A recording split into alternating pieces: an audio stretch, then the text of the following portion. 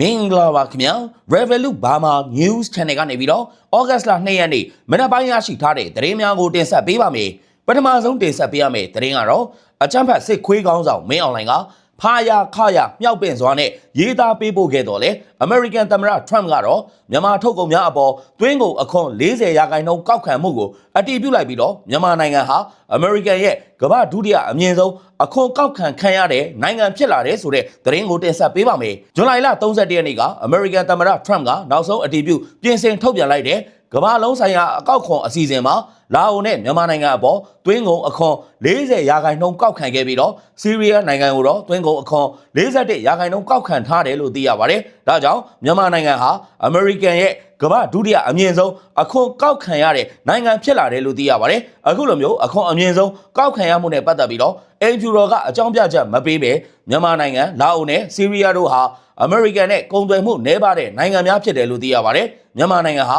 2021ခုနှစ်စစ်အာဏာသိမ်းပြီးတဲ့နောက်မှာ American ရဲ့စီးပွားရေးပိတ်ဆို့မှုအရေးယူမှုများအောက်မှာဆက်လက်တည်ရှိနေစေဖြစ်တယ်လို့သိရပါတယ်။မြန်မာနိုင်ငံအနေနဲ့ပြီးခဲ့တဲ့နှစ်က American နဲ့ကုန်သွယ်မှုစုစုပေါင်း American ဒေါ်လာ934သန်းရှိခဲ့တော့လေလက်ရှိစစ်အာဏာသိမ်းထားတဲ့အတွက် American ရဲ့အခွန်တုံးမြင့်မှုကြောင့်စီးပွားရေးပြိုလဲခြင်းနဲ့အတူစီးပွားရေးအခြေအနေတွေပုံမဆိုးဝါးလာနိုင်တယ်လို့ကျွမ်းကျင်သူများကသုံးသပ်နေပါတယ်။ဇွန်လအတွင်းမှာမြန်မာစစ်ခွေးကောင်းဆောင်မင်းအောင်လှိုင်ကအခွန်လျှော့ချပေးရန်ညှိနှိုင်းလိုကြောင်းပေးပို့ခဲ့တဲ့စာမှာ American သမ္မတ Trump ကိုဖာယာချီးကျူးခဲ့ပြီးတော့မင်းအောင်လှိုင်က American ကိုကိုယ်စားလှယ်အဖွဲ့ဆေးလွတ်ပြီးဆွေးနွေးရန်ကမ်းလှမ်းခဲ့တာကိုတွေ့ရပါတယ်။ဒါပေမဲ့ American သမ္မတ Trump ကတော့ဇွန်လ31ရက်နေ့မှာမြန်မာအပေါ်အကောက်ခွန်40%ကောက်ခံမှာဖြစ်ကြောင်းနောက်ဆုံးဆုံးဖြတ်ထားတဲ့နှုံးသားကိုထုတ်ပြန်လိုက်ပြီးဖြစ်ကြောင်းသတင်းရရှိပါတယ်ခင်ဗျာနောက်ထပ်တင်ဆက်ပေးရမယ့်သတင်းကတော့မကွေးတိုင်းပခုတ်ကူမြို့နယ်ကံမမြို့ပေါ်မှာအကြမ်းဖက်စစ်တပ်ကယာယီအထိုင်ချတပ်ဆွဲခဲ့တဲ့အချိန်ပိတ်ဆို့ခဲ့တဲ့လမ်းမိုင်းများကိုတော်လိုင်းရဲဘော်များကရှင်းလင်းရေးတွေပြုလုပ်ပေးခဲ့တဲ့ဆိုတဲ့သတင်းကိုတင်ဆက်ပေးပါမယ်။မနေ့ကဩဂတ်လ1ရက်နေ့မနက်9:00နာရီအချိန်ကစတင်ပြီးတော့ကံမမြို့ပေါ်မှာအကြမ်းဖက်စစ်ခွေးများယာယီအထိုင်ချတဲ့အချိန်မှာပိတ်ဆို့ခဲ့တဲ့လမ်းမိုင်းများကိုပြည်သူများတွာလာရေးခက်ခဲနေတဲ့အတွက်ကြောင့်တော်လိုင်းရဲဘော်များကရှင်းလင်းရေးတွေပြုလုပ်ပေးခဲ့တယ်လို့သိရပါတယ်။စစ်ခွေးတွေကကံမမြို့ပေါ်မှာယာယီအထိုင်ချတဲ့အချိန်ကလမ်းတွေကိုပိတ်ဆို့သွားတာပါအဲ့ဒီလိုပိတ်ဆို့ထားတဲ့အတွက်ပြည်သူတွေလမ်းပိုင်းဆက်သွယ်ရေးတွေခက်ခဲနေတဲ့အတွက်ကျွန်တော်တို့အဖွဲ့နဲ့မဟာမိတ်တပ်တွေပူးပေါင်းပြီးတော့ရှင်းလင်းခဲ့တာပါမနက်9:00နာရီကစပြီးတော့ရှင်းလင်းရေးတွေလှုပ်ဆောင်ခဲ့ပါတယ်စစ်ခွေးတပ်ကယာယီအထိုင်ချတဲ့အချိန်တုန်းကတော်လိုင်းတပ်ဖွဲ့တွေလာရောက်တိုက်ခိုက်မှာကိုကြောက်လန့်ပြီးတော့တဲအိတ်တွေနဲ့ပြည်သူတွေရဲ့အိမ်တွေကခုံတွေကိုယူပြီးတော့တိတ်ကိုင်းတွေလမ်းတွေမှာပိတ်ဆို့ထားတာပါယူနီဖောင်းတွေကိုလည်းတင်စီရမိထားပါတယ်ကံမမြို့ပေါ်ကပြည်သူတွေအနေနဲ့ည9:00နာရီကျော်ရင်အပြင်ကိုမထွက်ဖို့အတိပေးပြောကြားကြပါတယ်လို့ Red Giant အဖွဲ့ကဒေါင်းနီကပြောဆိုထားပါတယ်ဒါပေမဲ့ကံမမြို့ပေါ်ရဲစခန်းမှာအကြမ်းဖက်စစ်ခွေးတွေကြံ့နေသေးတဲ့အတွက်ပြည်သူများအနေနဲ့ရဲစခန်းနားကိုတွာလာခြင်းမပြုလုပ်ရန် Red Giant အဖွဲ့ကအတိပေးပြောဆိုထားကြောင်းသတင်းရရှိပါတယ်ခင်ဗျာဆက်လက်ပြီးတော့တင်ဆက်ပေးရမယ့်အရေးကြီးသတင်းကတော့ရန်ကုန်တိုင်း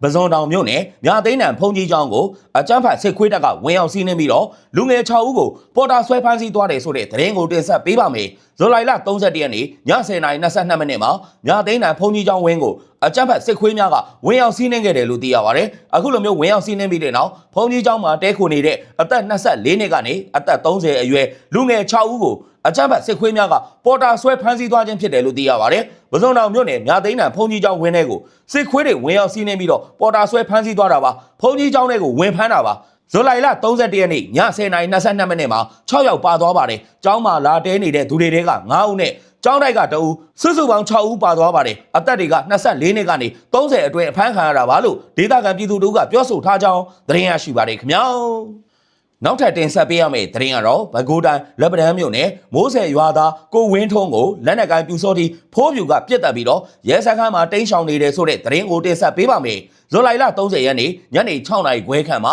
လက်ပံတန်းမြို့နယ်မိုးဆယ်ရွာမှာနေထိုင်တဲ့ကိုဝင်းထုံးကိုလက်နက်ကိုင်းပြူစောတိဖိုးပြူဆိုတဲ့ကောင်ကတနက်နဲ့ပြစ်တက်ခဲ့ခြင်းဖြစ်တယ်လို့သိရပါတယ်။ပြူစောတိဖိုးပြူဟာလက်ပံတန်းမြို့နယ်မှာနာမည်ဆိုးနဲ့လူသိများတဲ့ပြူစောတိခေါင်းဆောင်ထေးအောင်ရှင်ရဲ့လက်ရင်တပည့်ဖြစ်ပြီးတော့ရဲနဲ့စစ်တပ်ကအရေးယူခြင်းမရှိဘဲခမုံစိတ်ရဲစခန်းမှာတွားရောက်ပြီးတော့တိမ်းရှောင်နေတယ်လို့သိရပါတယ်။အသက်ခံရတဲ့ကိုဝင်းထုံးကမြင်းမွေးတာသူ့မြင်းကလွတ်သွားပြီးတော့ပြူစောတိဖိုးပြူရဲ့ဘေးအိမ်ကိုမြင်းကဝင်ပြီးအဲ့ဒီအိမ်ကဆိုင်ကယ်ကိုဝင်တိုက်မိတယ်။အဲ့ဒါကိုကိုဝင်းထုံးကပြေးလဲအောင်အိမ်ရှင်ကိုတောင်းပန်တာအဆင်ပြေလို့အိမ်ထဲကနေထွက်လာပြီးတော့ပြန်အလာကိုပြူစောတိဖိုးပြူကမင်းတို့ကမြင်းမွေးတာလူလုံးမမွေးဘူးလို့ပြောတယ် ငါတို့အချင်းချင်းအဆင်ပြေတယ်မင်းကဘာလို့ဝင်ပြောတာလဲဆိုပြီးတော့ခဏလဲကြာရောပြူစောတိဖိုးပြူကခမည်းမိုက်လားဆိုပြီးတော့3000အကွာလောက်ကနေကိုဝင်းထုံးရဲ့ရင်ဘက်ကိုတနက်နဲ့ထုတ်ပြတာပွဲချင်းပြီးတေသွားပါတယ်ဖိုးပြူကတော့ရဲစခန်းမှာသွားပြီးရှောင်နေတယ်ရဲတွေရောစစ်တပ်ကရောသူ့ရဲ့ဆရာထေးအောင်ရှင်ရဲ့အရှိန်ကြောင့်အရေးမယူရဲကြဘူးလို့ဒေသခံပြည်သူတို့ကပြောဆိုထားပါတယ်တေဆုံးသွားတဲ့ကိုဝင်းထုံးမှာတားသမီး4ဦးရှိပြီးတော့ကိုဝင်းဆောင်အမျိုးသမီးကြံရှိခဲ့ကြောင်းသတင်းရရှိပါတယ်ခင်ဗျာဆက်လက်ပြီးတော့တင်ဆက်ပေးရမယ့်သတင်းကတော့ဘိုက်ကိုတိုင်းကြောက်ကြီးမြို့နယ်လက်ဘက်ရွာတိုက်ပွဲမှာအကြမ်းဖက်စစ်တပ်ကပြည်သူ73ဦးကိုတပ်ဖြတ်ခဲ့ပြီးတော့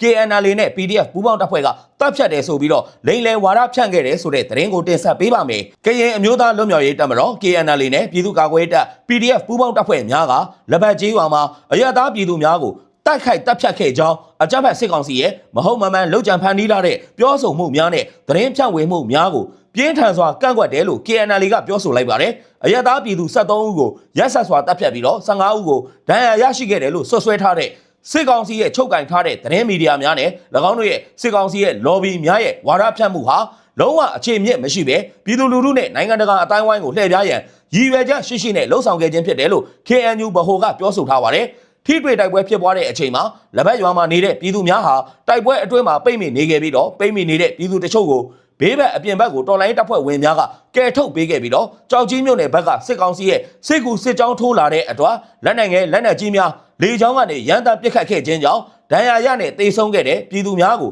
ထားရိတ်ခဲ့ရပြီးတဲ့နောက်မှာအကြမ်းဖက်စစ်ခွေးတပ်ကကြံရစ်သူများကိုဖမ်းဆီးခဲ့ခြင်းဖြစ်တယ်လို့သိရပါတယ်။ကရင်အမျိုးသားအစည်းအရုံးရဲ့မြေပြင်စုံစမ်းစစ်ဆေးမှုများအရာအဲ့ဒီဖြစ်ရဟာစစ်ခွေးတပ်ရဲ့စစ်ရေးလှုပ်ရှားမှုကြောင့်၎င်းတို့ကိုယ်တိုင်ကျူးလွန်ခဲ့ခြင်းဖြစ်ပြီးတော့စစ်ကောင်စီဟာ၎င်းတို့ရဲ့တပ်များနဲ့၎င်းရဲ့လက်အောက်ခံပြူစောထီးများကိုအရသားနယ်မြေများမှာရည်ရွယ်ချက်ရှိရှိနေရာချထားတယ်လို့သိရပါတယ်။တော်လိုင်းပူပေါင်းတပ်ဖွဲ့ဘက်ကလှုပ်ဆောင်တဲ့စစ်ရေးလှုပ်ရှားမှုများဟာအရသားများကိုပြစ်မှတ်ထားခြင်းမရှိပဲစစ်ကောင်စီတပ်များကိုသာအဓိကပြစ်မှတ်ထားတယ်လို့ KNU ရဲ့ထုတ်ပြန်ချက်မှာဖော်ပြထားပါတယ်။လက်ဘက်ရွာနဲ့အနီးတစ်ဝိုက်မှာဖြစ်ပွားခဲ့တဲ့တိုက်ပွဲများမှာအကြမ်းဖက်စစ်ခွေး18ဦးနဲ့ပြူစောထီး14ဦးအပါအဝင်ရန်သူစုစုပေါင်း32ဦးသေဆုံးခဲ့ပြီးတော့စစ်ခွေးတပ်ဟာလက်နက်ကြီးနဲ့လေကြောင်းတိုက်ခိုက်မှုများနဲ့မနားတန်းကိုပစ်ခတ်တုံ့ပြန်ခဲ့ပြီးတော့အရက်သားများကိုပုံမှုပြီးတော့အန်ဒီရဖြစ်စေခဲ့တယ်လို့သိရပါတယ်။သို့တော်လည်းအဲ့ဒီအခြေအနေတွေကြားထဲမှာအရက်သားအများပြားကို KNL နဲ့ PDF ပူးပေါင်းတပ်ဖွဲ့များကအောင်မြင်စွာကယ်ထုတ်နိုင်ခဲ့တယ်လို့သိရပါတယ်။လက်ဘက်ကြီးရွာဖြစ်စဉ်နဲ့ပတ်သက်ပြီးတော့စစ်ကောင်စီရဲ့လှုပ်ကြံဖန်တီးထားတဲ့သတင်းများဟာစစ်ကောင်စီရဲ့စစ်ထောက်လမ်းရေးတာဝန်ယူထားတဲ့တပ်ရင်းအမှတ်60ဗိုလ်ကြီးဇေယျလင်းက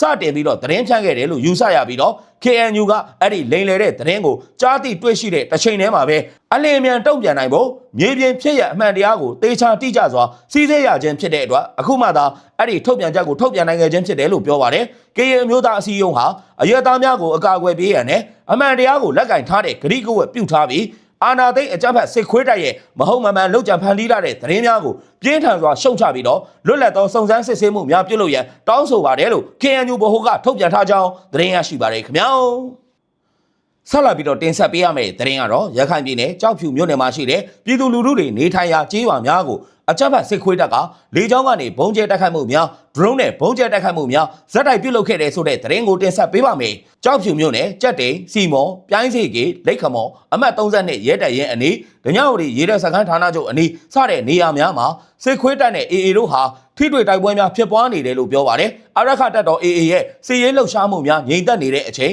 စစ်ခွေးတပ်ဟာပြည်သူလူထုများနေထိုင်ရာကျေးရွာများကိုဇက်တိုက်ဆိုးသလိုဘုံကျဲတိုက်ခိုက်နေတယ်လို့ဒေသခံများကပြောပါတယ်။ဇွန်လ30ရက်နေ့မနက်7:00နာရီလောက်အချိန်မှာစစ်ခွေးတပ်ဟာမင်းရဲတိုက်နဲ့တပ်ထိန်ကျေးရွာကိုလေကြောင်းကနေဘုံနှလုံးကျဲချတိုက်ခိုက်ခဲ့တယ်လို့ဒေသခံများကပြောပါတယ်။ဂျက်ဖိုက်တာနဲ့လာပြီးတော့ဘုံနှလုံးကျဲချသွားပါတယ်။ဖုံကြီးเจ้าကိုကျဲချသွားတာကျောင်းဆောင်ရောတန်ဃာတန်းရောတိမ်ဓမာရောအကုန်လုံးပျက်စီးသွားတယ်။လူတော့အထိကိမရှိခဲ့ဘူးလို့ကြောက်ဖြူဒေသခံတအုပ်ကရှင်းပြထားပါတယ်။ဇွန်လ23ရက်နေ့ကလည်းကြောက်ဖြူမြို့နယ်ကြောက်ပြောက်ကျေးရွာနဲ့ကုလဘာကျေးရွာကိုစစ်ခွေးတပ်ကလေကြောင်းကနေဘုံကျဲတိုက်ခတ်မှုကြောင့်ဖုံတော်ကြီးဆောင်တွေထိခိုက်ပျက်စီးသွားတယ်လို့တပ်တော်63နှစ်အရွယ်တန်းကားတော်တပားနဲ့အသက်55နှစ်အရွယ်ဦးမောင်တန်းရွှေဟာလည်းထိခိုက်ဒဏ်ရာရရှိသွားတယ်လို့ပြောပါတယ်။တန်ဃာတော်ကကြောက်ပြောက်ကျေးရွာကဖြစ်ပြီးတော့ဦးမောင်တန်းရွှေဟာကုလဘာကျေးရွာကဖြစ်ပြီးလက်မောင်းမျက်နှာနဲ့ကြောကုန်းတို့မှာဒဏ်ရာရရှိသွားတယ်လို့သိရပါတယ်။ဇွန်လ21ရက်နေ့ညနေပိုင်းကလည်းစစ်ခွေးတပ်ရဲ့လက်နက်ကြီးတစ်လုံးဟာကြောက်ဖြူမြို့ထဲမှာရှိတယ်မေဖုံးမိုရန်ဟိုတယ်ရှေ့မှာကြောက်ရောက်ပောက်ကွဲခဲ့တဲ့အတွက်ဟိုတယ်မှာရှိတဲ့မှန်တွေအကုန်လုံးထိမှန်ပျက်စီးခဲ့တယ်လို့သိရပါတယ်။ကြောက်ဖြူမြို့နယ်မှာထိတွေ့တိုက်ပွဲများငြိမ်သက်နေတော့လဲပြီးခဲ့တဲ့လအတွင်းကအရခတပ်တော် AA ဟာလိတ်ခမော်စစ်စခန်းနှမ်းဖဲတောင်စစ်စခန်းနဲ့မင်းတပ်တောင်စစ်စခန်းတို့ကိုသိမ်းပိုက်ထားတယ်လို့ရှေ့တန်းသတင်းမြင့်များထံကသိရကြောင်းသတင်းရရှိပါတယ်ခင်ဗျာ။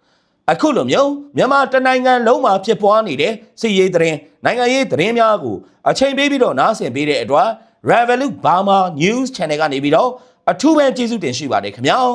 မြန်မာနိုင်ငံသူနိုင်ငံသားများအားလုံးဘေးအန္တရာယ်အပေါင်းကကင်းဝေးပြီးတော့အကြမ်းဖက်စစ်အာဏာရှင်စနစ်ဆိုးကြီးရဲ့လက်အောက်ကနေလည်းအမြန်ဆုံးလွတ်မြောက်နိုင်ကြပါစေခင်ဗျာ